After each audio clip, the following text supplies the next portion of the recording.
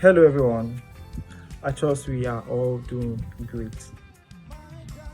First of all, I want to apologize that you guys are having to come to remind me that I said I was going to make some videos.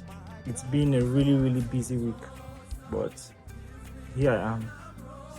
So as sound engineers, many problems, many challenges that we face are always very catastrophic. Some of them we can bypass, some of them we can't. And of these many problems, distortion is one of them.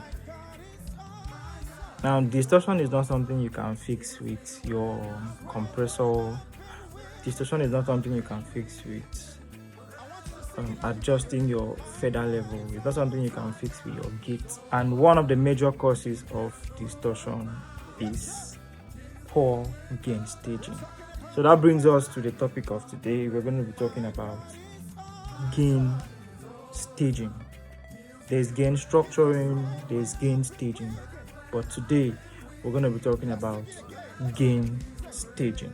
So now, gain staging is the process of being able to adequately regulate the strength of the audio signal coming into your console. Gain staging is the foundation of building a good mix, because if you have your gain staging wrong, literally everything down the line is going to be wrong as well, and other mixing decisions becomes very difficult.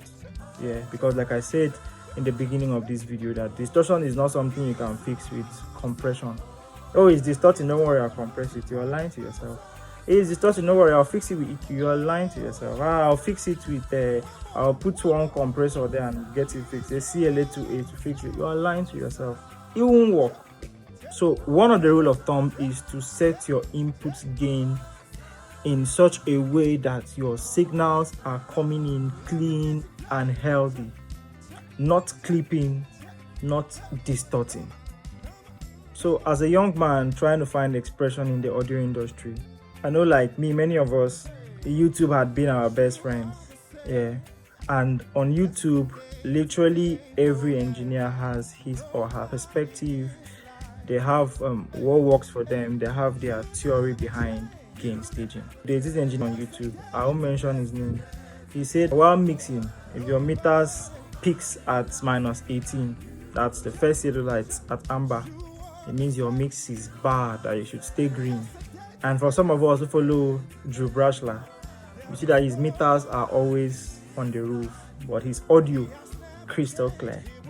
By privilege, I've been exposed to a whole lot of engineers, and there are key things I look out for whenever I have the opportunity to be with any of these engineers, and gain staging is one of them. Alright, so I'm going to be sharing these values. Like I said earlier, I've been around a whole lot of engineers, and one of the many things I look out for is their gain structure template. I have it all in my head. For kick, -12 is a good place to start from. Snare, -12 as well. Tom 1, -12. Tom 2, -12. Tom 3, -10. Because I don't even know one has noticed this. Whenever a drummer is playing a solo or trying to play a riff, energy on the snare 100%, energy on the tom 80%, tom 1, energy on tom 2 80, 75%, 70%, then energy on the floor tom usually decreases to about 50%. So you need to make up for that, because at every point in time, if you're like me, I look at my waveform after every multi-track. I have noticed in every multi-track recording I have that the floor tom is usually low. So my boss engineer Engr told me that you always have to take that up to make up for whatever it is the drummer is doing. And I did it, and it worked for me. Brilliant. So I'll take that again. For kick, -12, snare -12, tom 1 -12, tom 2 -12, floor tom -10. Then hi-hats, just have your drummer play it and see what works for you. I don't think you should go past -24. Same with your overhead. So for keyboards, I usually gain stage my keyboards to peak at -24, my guitars at -24, my aux keys at -24. For my microphones, I have them picking at -6. And I don't just pick up the microphone and talk softly into it. We shout. That's why most of you hear us say, "Goo!" Some people look at us and think we're out of our mind, but we're actually doing that because we want to ensure that our microphone signals are coming in clean and healthy, not clipping, not distorting. And if you also have your gain staging good enough, you should have all your elements present without EQing, without compression, without gating. Now, quick one. Uncle CJ, a young man I respect so much. He's the audio engineer at Streams of Joy. One of the days he visited us at home, he played out the multitrack. On the multitrack he played back, we had over 64 inputs. But I tell you honestly that we were able to hear all the elements in the mix. We were able to hear the kick, the snare, the toms. They had the microphone on the bass cabinet. They had a bass DI.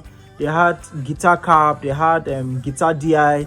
They had a whole lot of elements, up to 5 or 6 keyboards, and numerous microphones. I was able to literally hear everything. The BGV is there, the guitar is there, the keyboards there. Everything was there, complete in the mix. No EQ, no compression, no nothing. And that's to further elaborate on the importance of proper gain staging. So thank you so much. See you on the next video. God is good, it's not for joy.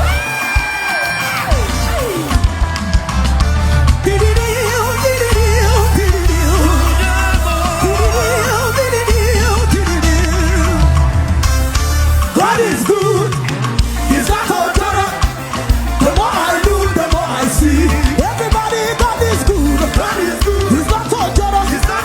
The more I do, the more I see. Then I know that person, God is good. God is good. He's not for joy.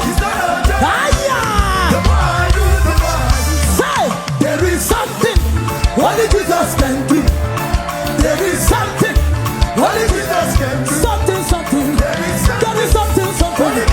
Jesus can lift him up. Jesus can change your story. Jesus can lift your head. Jesus can make you smile. Jesus can make you whole. Somebody, the man of Galilee. Everywhere you go, you are always doing good. I go the chamber of the truth you are. God is good.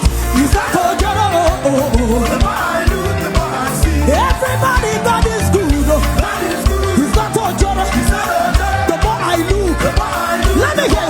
Everybody, my God is good. God is good. He's not for Can I hear them? Everybody, God is good. He's not for the more I look. Tell another person God is good. He's not for the more I look. I say the more I look, the more I see.